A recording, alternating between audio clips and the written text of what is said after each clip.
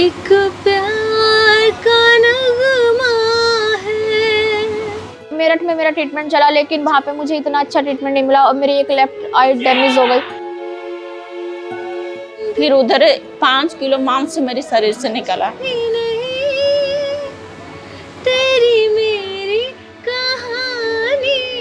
जैसे रोड पे खड़े हुए हैं सड़क पार करने के लिए, तो उसने गाड़ी लाके मतलब खड़ा करके डाल दिया।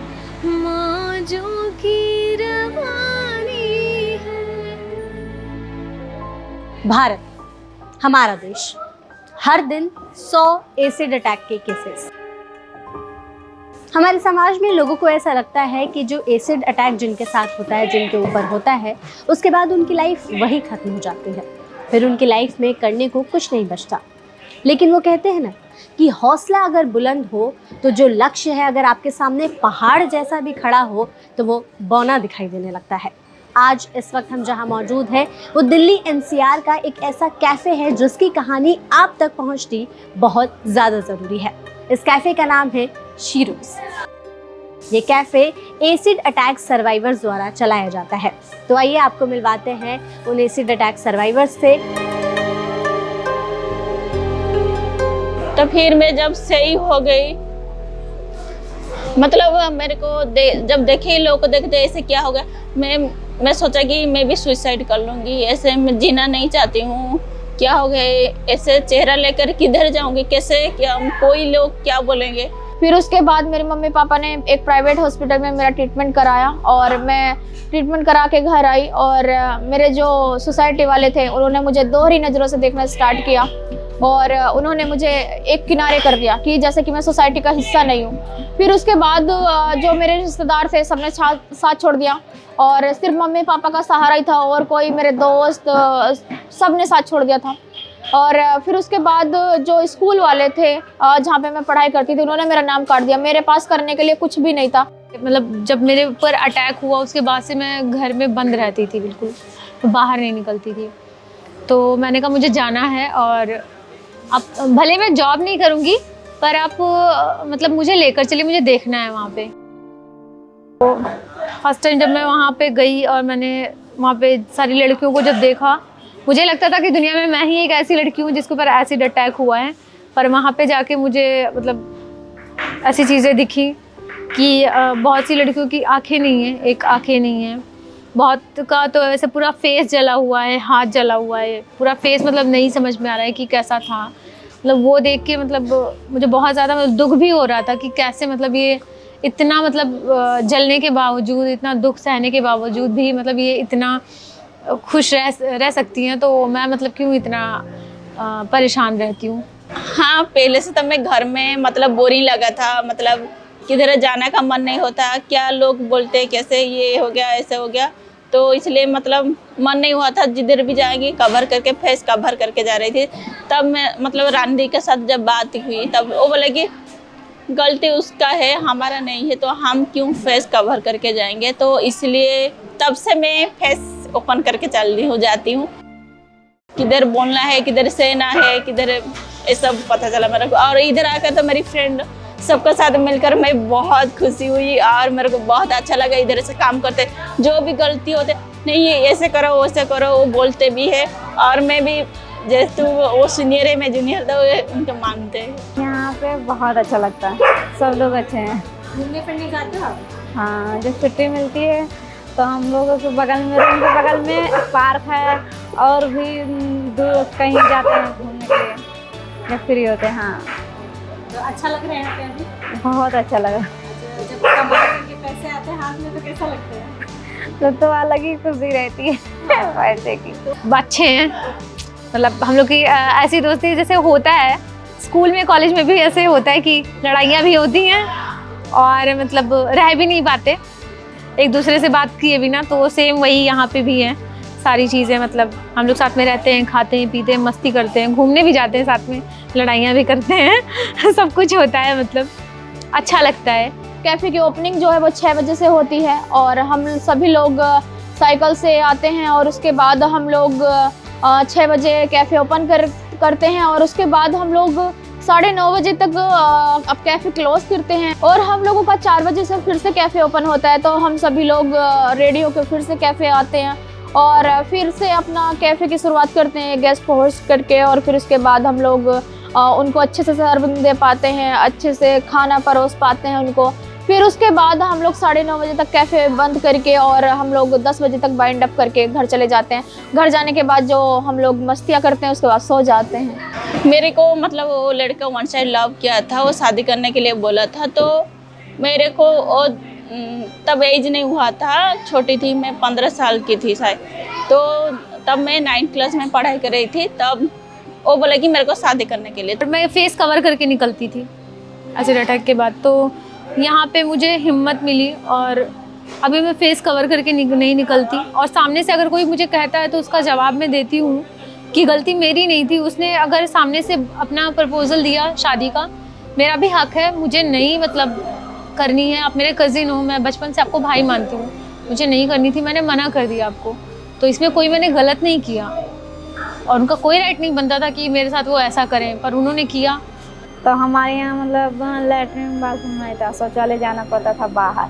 तो बाहर हम गए थे आते वक्त रोड पे, जैसे रोड पे खड़े हुए हैं सड़क पार करने के लिए, तो उसने गाड़ी ला के मतलब खड़ा करके डाल दिया। तो रात को 12 बजे को घर का दरवाजा मतलब खिड़की खोल कर आकर मेरी ऊपर मेरी मम्मी, मेरी नानी जी और मैं, मेरी बहन, मैं सब एक जगह में 4 मतलब सोई थे, लेकिन मेरी ऊपर ही वो फेंका है। तो मेरे को ऐसे फील, मैं तो एसिड बारे में कुछ भी मेरे को पता नहीं था, कुछ भी नहीं था। तो जब मेरे ऊपर मतलब पानी जैसा पकाया ना, जब फेंका है ना, मतलब मेरे को लगा कि ये पानी है, थोड़ा सा लगा कि फेंका नहीं। तो फिर इतना जलन हुआ, मैं हवा निकला प्रभ। तो तब मेरे को मतलब पता नहीं है ये क्या है, क्या करूँगी मैं। जैसे मतलब मेरे को चक्कर आने लगे, पूरा भीग गया था पूरा अंदर। तो उधर 13 दिन रहकर फिर एक बड़ा मेडिकल गई। बड़ा मेडिकल से फिर उधर 5 किलो मांस मेरे शरीर से निकला। मेरे ऊपर 2014 में एसिड अटैक हुआ था और मेरे ऊपर एक 55 साल के बूढ़े व्यक्ति ने एसिड अटैक किया था। और उस टाइम पे मेरी उम्र 15 साल थी। और एसिड अटैक करने का रीज़न ये था कि वो जो 55 साल के बुजुर्ग व्यक्ति थे, वो मेरे साथ रिलेशन बनाना चाहते थे। मैं स्कूल से जाती थी तो वो अक्सर मेरा साइकिल रोक लेते थे और मुझे परेशान करते थे। मेरठ में मेरा ट्रीटमेंट चला, लेकिन वहाँ पे मुझे इतना अच्छा ट्रीटमेंट नहीं मिला और मेरी एक लेफ्ट आई डैमेज हो गई। मैं बेंगलोर में जब काम कर रही थी, मैं फर्स्ट टाइम जाकर काम की उधर। तो पहला मेरी पेमेंट आया था 7,000 आया था। तो मैसेज आया मेरी मोबाइल को, मैं सब खुश होकर मेरी दोस्त को देखा मेरी मोबाइल पे 7,000 आया क्या। और छाव फाउंडेशन में आने के बाद मेरी पूरी लाइफ चेंज हो गई। और मेरे पहनने से लेके, मेरे बातचीत करने के तरीके से लेके, और मेरे सोसाइटी में सम्मान से लेके, मेरे स्कूल में पढ़ाई से लेके सब मुझे वापस मिल गए। मेरे दोस्त मुझे वापस मिले। वो उन दोस्तों से तो शायद मेरी आज भी बातचीत नहीं होती, लेकिन यहाँ पे मेरे बहुत सारे दोस्त हैं, बहुत सारी फैमिली हैं, बहुत सारे ऐसे रिश्ते हैं जो शायद वो खून के रिश्ते भी ऐसे नहीं बन पाते और लोग मुझे सिरोज के नाम से ही जानते हैं। तो मेरे लिए ये बहुत बड़ी बात है कि लोगों को शायद एक बार जीवन मिलता है और मुझे दोबारा जीवन मिला सिरोज हैंगआउट की वजह से। इन सभी की कहानी सुनकर एक बात तो ये साफ समझ में आती है कि इंडिया में एसिड मिलना कितना आसान है। एक एसिड जिससे आप किसी की लाइफ इस हद तक खराब कर सकते हो कि उसे सुसाइडल थॉट्स आए, डिप्रेशन हो जाए और तमाम तरह की चीज़ें। लेकिन बावजूद इन सब के इन लोगों के हौसलों को हिलाना नामुमकिन है। शीरोज कैफ़े की सबसे पहली जो शुरुआत थी वो आगरा से हुई थी साल 2014 में। उसके बाद साल 2016 में लखनऊ में इसका एक और ब्रांच खोला गया और आगरा और लखनऊ के बाद अब नोएडा 2022 में भी यानी इसी साल इसका एक नया ब्रांच खोला गया है। ये जो कैफ़े है ये भी एसिड अटैक सर्वाइवर्स ही चलाती हैं। और फाइनली इन सब के बाद और इतने सारे स्ट्रगल्स और हर्डल्स के बाद ये जो एसिड अटैक सर्वाइवर्स हैं वो ये कैफ़े चला रही हैं, अपने पैरों पर खड़ी हैं, समाज में अपनी नई पहचान बना रही हैं और अपने करियर को एक नई उड़ान दे रही हैं।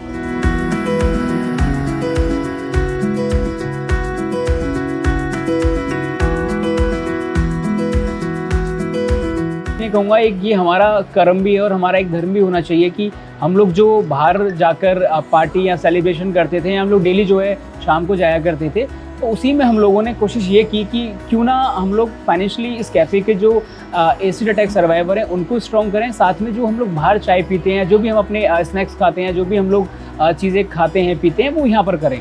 यहाँ पे आके एक सुकून सा मिलता है, और जो जहाँ हम इन लोगों के पास आते हैं, इन लोगों को एप्रिशिएशन मिलती है, इन लोगों को साहस मिलता है कि कहीं ना कहीं जो है मतलब इनके ऊपर एसिड अटैक जो होते हैं उनको छोड़ दिया जाता है, डिमोटिवेट करा जाता है, और लोग इनके पास आने से शायद शर्माते हैं, घिन करते हैं। तो ऐसा ना करके इन लोगों की हिम्मत बनना चाहिए हम लोगों को, और इसलिए मुझे यहाँ आना बहुत ज़्यादा अच्छा लगता है। इनका जब मैंने यहाँ इंटरेक्शन किया and I found that they are living together, working together, 6 o'clock in the morning they come and I think they go 12 o'clock, 1 o'clock they go away, then again they come at 4 o'clock, 4 to 9, 10. So उनका जो एक एक feeling है togetherness की, I think that gives them the strength. हर एक कोई हर चीज़ में तो निपुण नहीं हो सकता, बट जिस कंडीशन में है उस चीज़ को एक्सेप्ट करना और उसको आगे बढ़ना।